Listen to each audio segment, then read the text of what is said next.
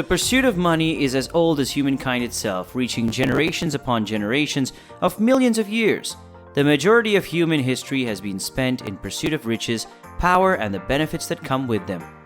While some have discovered wealth, others are simply struggling through life. While many people have amassed vast amounts of riches that the world has never seen before and is unlikely to see again. These all-time richest people make today's richest people appear like novices. Who are the all-time wealthiest people, and how much money did they accumulate? In today's video, you will learn who the richest person that ever lived was. Before we begin, please subscribe to our channel and click the bell button to receive updates from us. Without further ado, let's get started. Number 10. Alan Rufus, net worth $178.65 billion. Alan Rufus is William the Conqueror's close buddy. Alan Rufus, like William the Conqueror, died a wealthy man.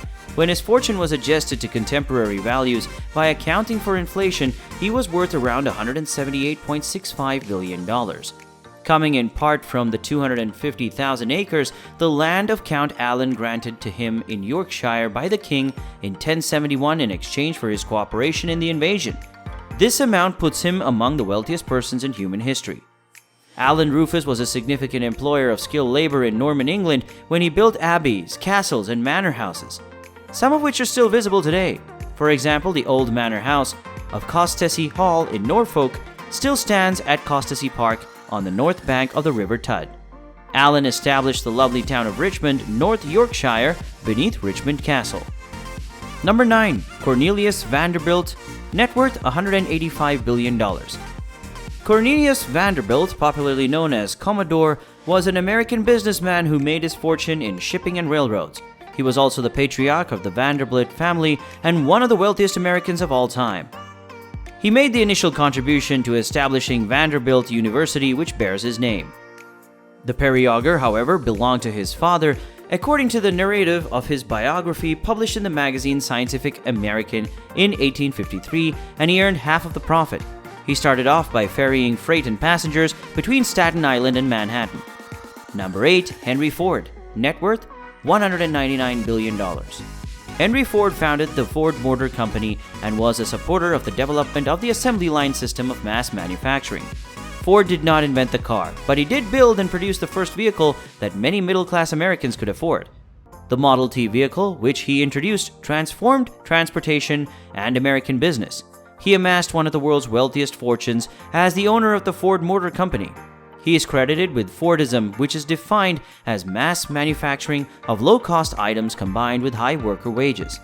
Ford's ideology of the United States was one of economic freedom. His River Road plant grew to be the world's largest industrial complex, seeking vertical integration to the point of reducing its steel. Ford's ambition was to create a car from the scratch without relying on foreign trade. He was confident in his company's global expansion. He felt that worldwide trade and collaboration resulted in global peace, and he utilized the assembly line technique and Model T production to explain it.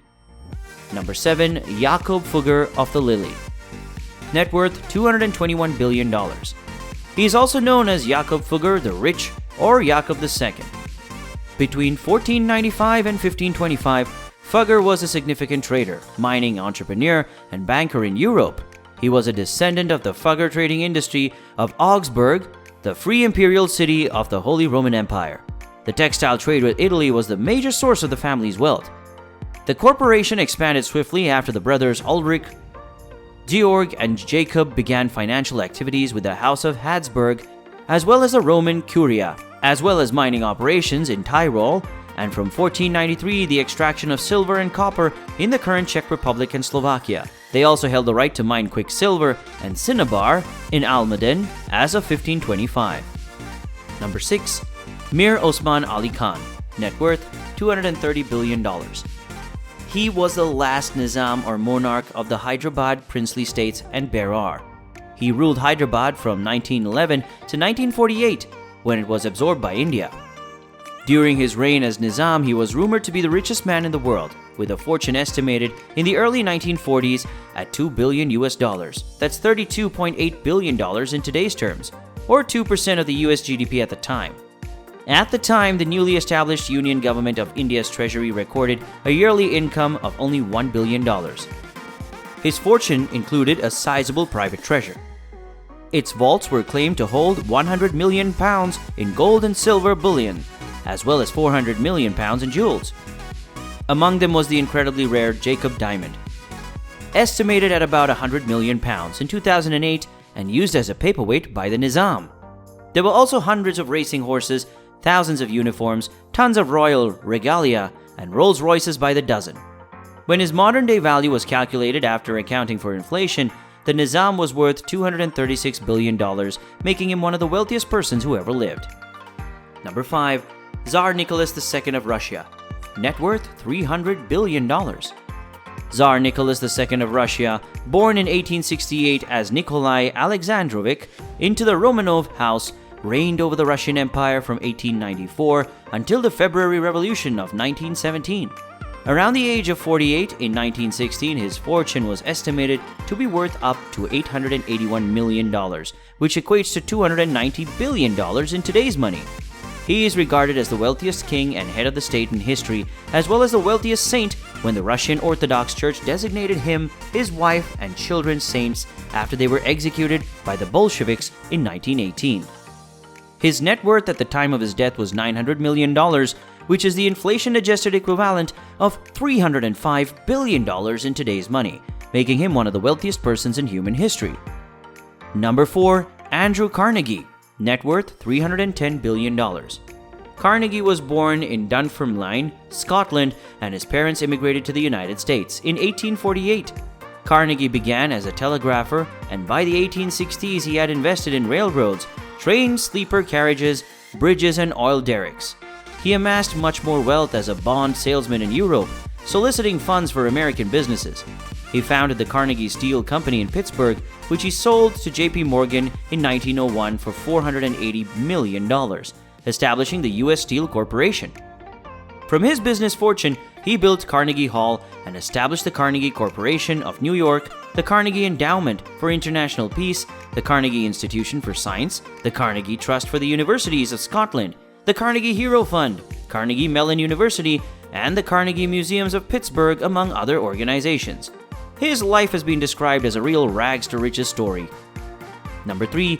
Mansa Musa. Net worth $400 billion. Mansa Musa was the 9th Mansa of the opulent Malian Empire, which translates as King of Kings or Emperor. Musa's parade was believed to comprise of 60,000 men, 12,000 slaves each carrying 4-pound gold bars, heralds dressed in silks who wielded gold staffs, arranged horses, and handled bags. Musa fulfilled all the procession's needs, including feeding the entire company of men and animals. There were also 80 camels on the train, each carrying between 50 and 300 pounds of gold, dust. According to various reports, he handed the gold to the poor people he encountered along the journey. Musa not only provided for the cities he traveled through on his trip to Mecca, such as Cairo and Medina, but he also traded gold as souvenirs. It has also been said that he erected a mosque every Friday. Musa's journey was chronicled by various eyewitnesses along the way who were astonished by his wealth and large procession. To corroborate this, records exist in a range of sources including journals, oral histories, and histories. Musa is documented to have paid a visit to Egypt's Mamluk king Al-Nasir Muhammad in July 1324. Number 2. John D. Rockefeller, net worth $663.4 billion. He founded the Standard Oil Company, which ruled the oil sector. He was the first major business trust in the United States. Rockefeller transformed the petroleum sector and established the contemporary philanthropic structure.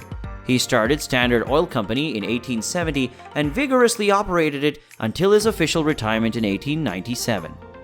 Standard Oil was formed in Ohio by Rockefeller, his brother William, Henry Flagler, Jabez Bostwick, chemist Samuel Andrews, and a silent partner Stephen W. Harkness. As the significance of kerosene and gasoline expanded, Rockefeller's fortune surged, and he became the world's richest man and the first American worth more than $1 billion. When adjusted for inflation, he is often considered the wealthiest individual in history. Rockefeller retired for the last 40 years of his life.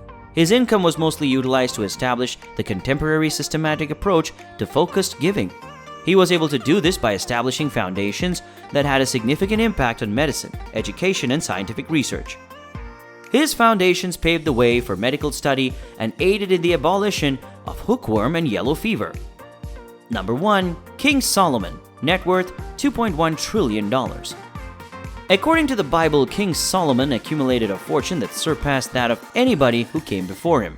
As a result, he became the world's richest person. For 40 years, King Solomon reigned. He received 25 tons of gold every year. At $2,000 per ounce, 1 ton of gold is worth $64.3 million. As a result, 25 tons multiplied by 40 years of his reign equaled $64.3 billion.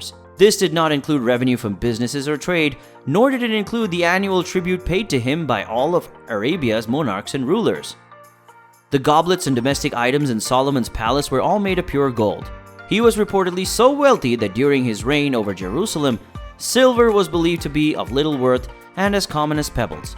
As a result, there was no silver in Solomon's palace. I'm just really blown away after hearing about these people, and there's so much good to be learned from them. Please give us a comment with your thoughts and opinions about these people. We'd be delighted to hear them. Don't forget to like this video if you like it, as well as subscribe to the channel and click on the bell button to remain updated. Thank you so much for watching, guys.